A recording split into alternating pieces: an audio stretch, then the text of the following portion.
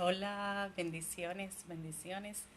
Eh, Aquí estamos nuevamente para compartir juntos en esta noche y seguir aprendiendo a Cristo para que podamos seguir creciendo en ese conocimiento de Dios.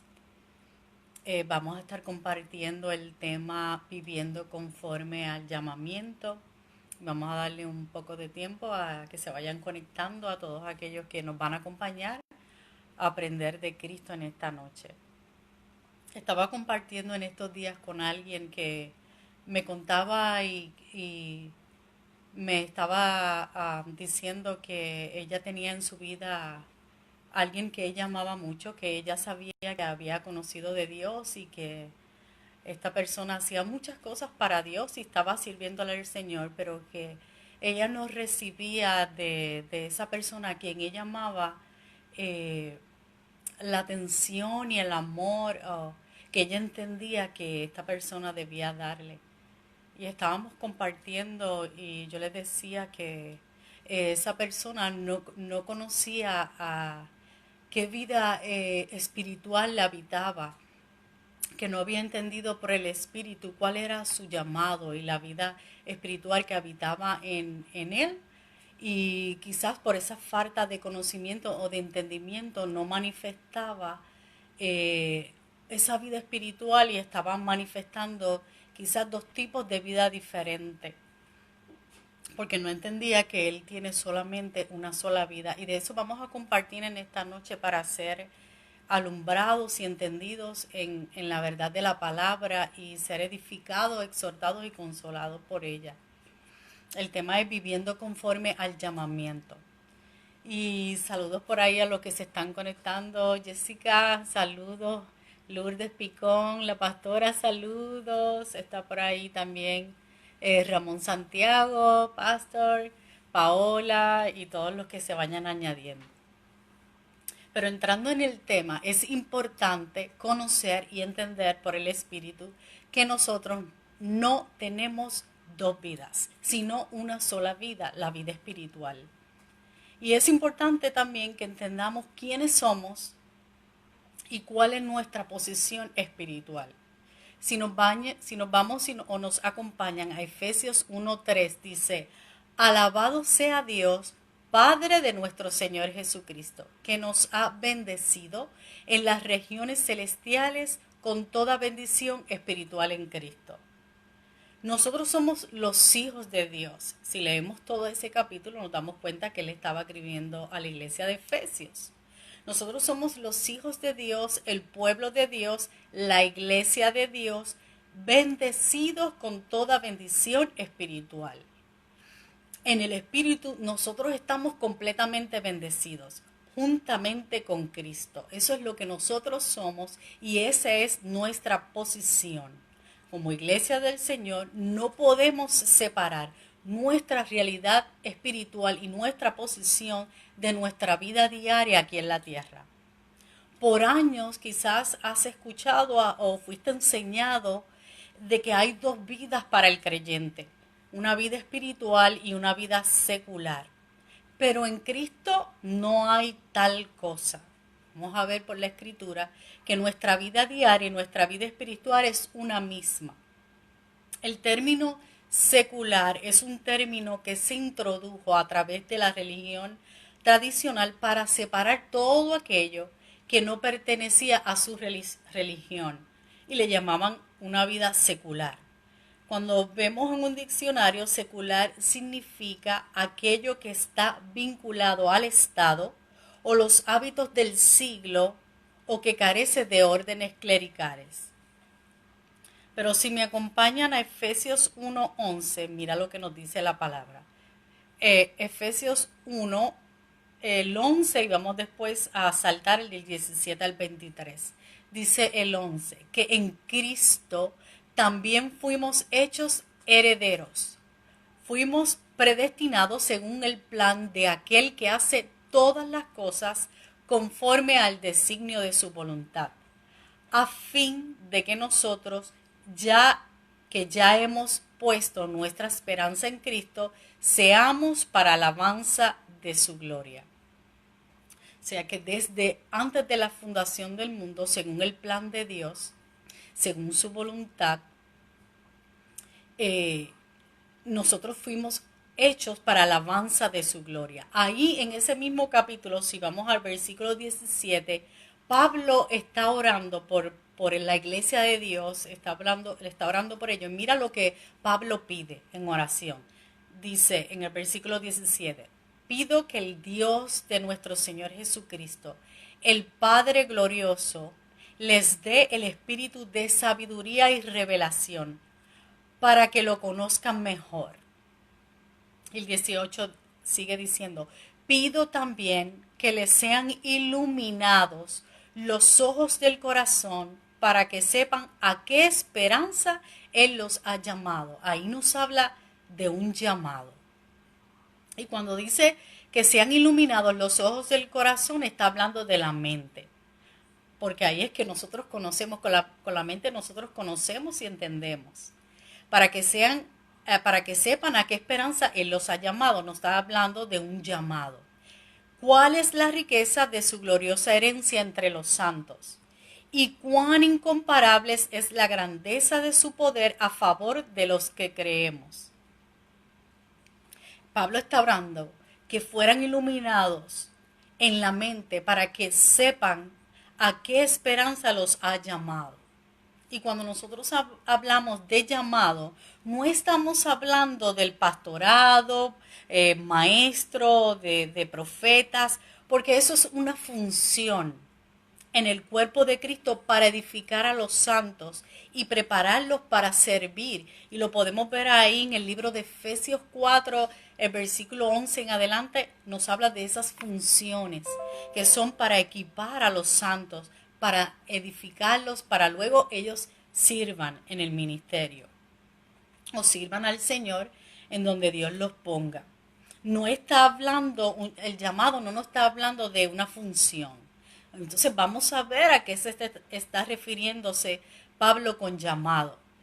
Vamos a Primera de Pedro 2.9 y nos habla de qué llamado se está refiriendo. Dice, pero ustedes, ahí en Primera de Pedro 2.9 dice, son linaje escogido, real sacerdocio, nación santa, pueblo que pertenece a Dios, para que proclamen las obras maravillosas de aquel que los llamó, aquí está, de las tinieblas hacia su luz admirable. Los llamó de las tinieblas a su luz admirable. Para esto fueron llamados, porque Cristo sufrió por ustedes. Eso fue en Primera de Pedro 2.21. Dice, para esto fueron llamados, porque Cristo sufrió por ustedes, dándoles ejemplos para que sigan sus pasos. Aquí nos habla entonces que ese llamado de Dios habernos pasado de tiniebla a luz era para que fueran su ejemplo, siguiéramos sus pasos, manifestáramos esa vida espiritual que nosotros recibimos en Cristo. Fuimos llamados por Cristo para manifestar su vida. ¿Y cuál es esa vida? Es una vida espiritual. Si vamos y leemos en Efesios 2, versículo 6 al 10, dice, y en unión con Cristo Jesús, Dios nos resucitó y nos hizo sentar con Él en las regiones celestiales. Aquí nos vuelve a decir nuestra posición en Cristo, que estamos unidos con Él y que en esa muerte, sepultura y resurrección nos puso en esa posición espiritual con Cristo. Dice el 7, para mostrar, nos está hablando del propósito, para mostrar en los tiempos venideros la incomparable riqueza de su gracia, que por su bondad derramó sobre nosotros en Cristo Jesús. Porque por gracia ustedes han sido salvados mediante la fe. Esto no procede de ustedes, sino que es el regalo de Dios. No por obras para que nadie se gloríe, nadie se jacte. Porque somos hechuras suyas, creados en Cristo Jesús para buenas obras, las cuales Dios dispuso de antemano a fin de que la pongamos en práctica. A través de la muerte, a través de la sepultura y resurrección de Jesucristo, Dios nos posicionó en Cristo, nos sentó en Él, nos sentó con Él para mostrar en los tiempos venideros, o sea, aquí en la tierra. Él les estaba hablando a ellos, pero a nosotros también. Aquí en la tierra es donde nosotros vamos a manifestar las riquezas que por gracia y su bondad derramó sobre nosotros en Cristo. Es aquí en la tierra que fuimos llamados a vivir en una vida espiritual, a vivir una vida espiritual, a manifestar la vida de Cristo. En Efesios 3, versículo 1, dice Pablo, yo Pablo, prisionero de Cristo Jesús. Y si vamos a Efesios 4, 1 al 6, dice Pablo, por eso yo que estoy preso por la causa del Señor, les ruego que vivan de una manera digna del llamamiento que han recibido. Mira cómo dice el versículo 2, siempre humildes y amables, pacientes, tolerantes unos con otros en amor. Está hablando del carácter de Cristo, de los frutos del Espíritu, de una vida espiritual. Y dice el 3, esfuércense por mantener la unidad del Espíritu mediante el vínculo de la paz. Hay un solo cuerpo, hay un solo Espíritu, un solo Señor, una sola fe, un solo bautismo, el bautismo de Cristo en la cruz. Un solo Dios y Padre de todos, que está sobre todos y por medio de todos y en todos.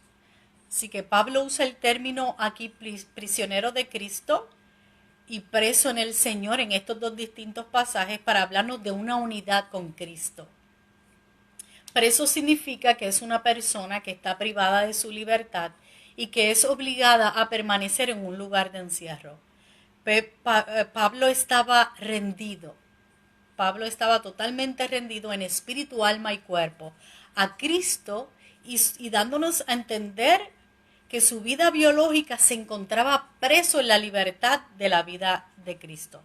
Pablo estaba convencido por el Espíritu que él estaba en una unión permanente con Cristo y esa unión espiritual, de esa unión no podía escaparse. Cuando nosotros conocemos y entendemos por el Espíritu esta verdad, que somos uno con Cristo eternamente y para siempre, nosotros comenzamos a pensar, a vivir y caminar en esa madurez del Señor. Si leemos aquí en Efesios 4:1, decía que viven de una manera digna del llamamiento que han recibido. Otra versión dice que andemos de una manera digna de la vocación con que fuiste llamados.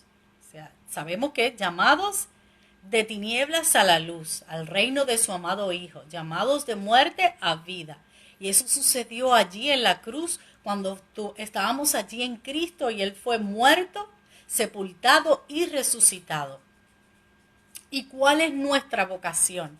Si nos vamos a Hebreos 3:1 dice, por tanto, hermanos santos, participantes del llamamiento celestial, considerad al apóstol y sumo sacerdote de nuestra profesión, Cristo Jesús.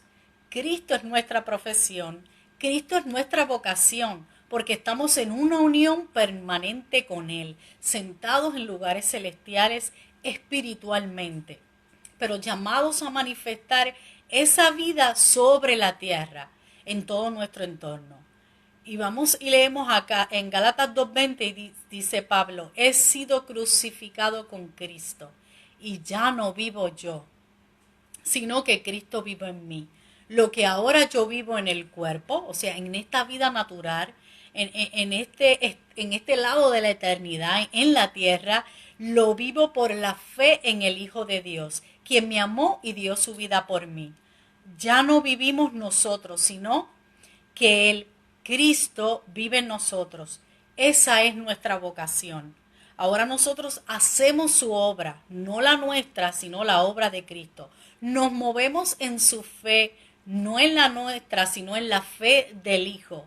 Y operamos en su vida, no en la nuestra. No hay dos vidas, sino una sola vida, y es la vida de Cristo. Y nosotros operamos en esa vida. Cuando nosotros amamos a nuestros hijos, nosotros tenemos que operar y operamos en esa vida perdonándolos, amándolos, escuchándoles, manifestándoles nuestro amor a través de los abrazos, nuestras palabras, cuando nosotros operamos en esa vida espiritual y participamos en su vocación, en esa vida de Cristo, cuando también a nuestros compañeros nosotros les manifestamos el amor de Cristo, nosotros participamos de esa vocación cuando nosotros tenemos compasión, cuando nosotros tenemos misericordia con ellos, cuando nosotros oramos y los escuchamos en su necesidad, no para llorar, lamentarnos junto a ellos, sino para levantar sus manos y compartir con ellos una palabra que los edifique, que los